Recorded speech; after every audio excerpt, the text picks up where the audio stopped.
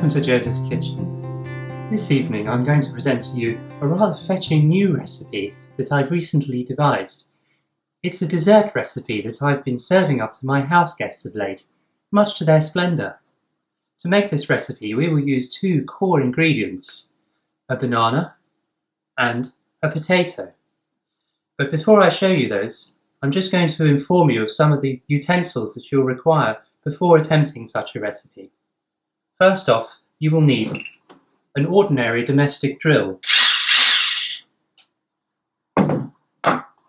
Also, you will need a household hammer. To finish, you will require a blender. Excellent. Now that we have prepared all our utility utensils, I shall begin. As I was saying, the two main core ingredients of this recipe are bananas and potatoes. I've called this recipe Banana and Spud Surprise. As you can see, I've got a rather fetching potato here that has been well seasoned and is about ripe and ready for eating. Do not attempt to use potatoes until they look about a similar age. This is when they're at their prime and you'll get the most flavours out of them. Before we begin to introduce any of the other elements of our recipe, we must first prepare the potatoes to be merged with the other ingredients. In order to facilitate successful merging of ingredients, we will drill some holes into the potato, which will allow the other liquids and fibres from other foods to enter them and become almost like a pulp. This is a very simple process. I would say maybe 4 or 5 holes per potato should suffice.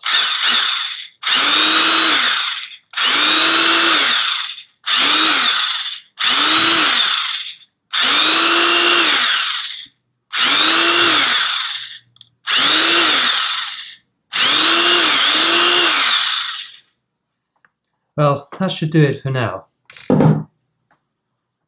For the sweetness, we use bananas. By merging the bananas with the potatoes, we get a fusion of savoury and sugary flavours, which make a rather confusing yet surprisingly pleasing dessert.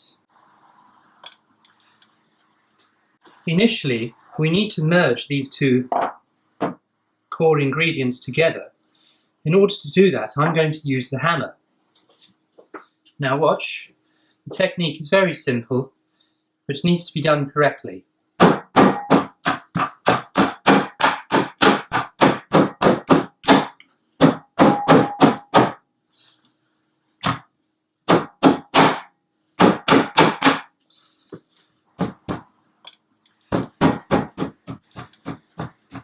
Now that's about as much mashing in as we'll get done with the hammer alone.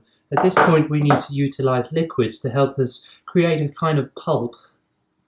At this point what I'll do is I'll transfer the bananas and spuds over to a receptacle.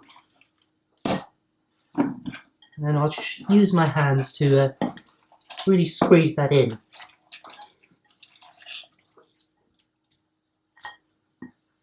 As you can see, we've still got quite a lot of fibrous material in our pudding, so at this point I'm going to add a little milk to soften it all up. Also, for thickness and consistency, some yogurt. Then just keep folding that in. Just mashing it all together. And then the sweetness, and just to take out the bitterness of those potatoes, we're going to add a little sugar.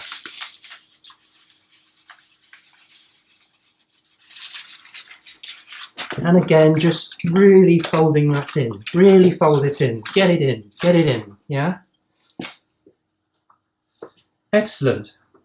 I think that we've done enough merging and mixing of the flavours, so at this point we transfer our liquid and our fibrous materials over to the blender.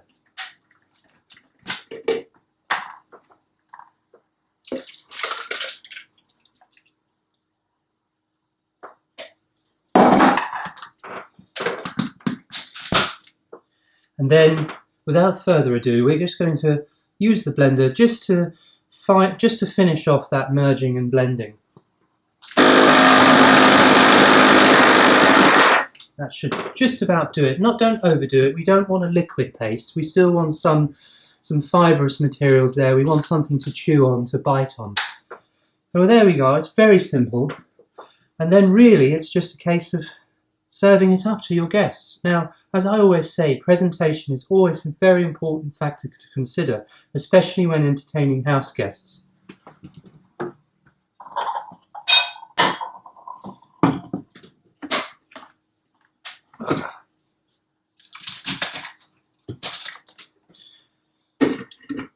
And there we have it.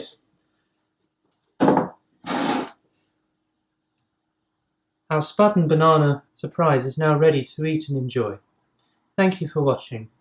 Good evening.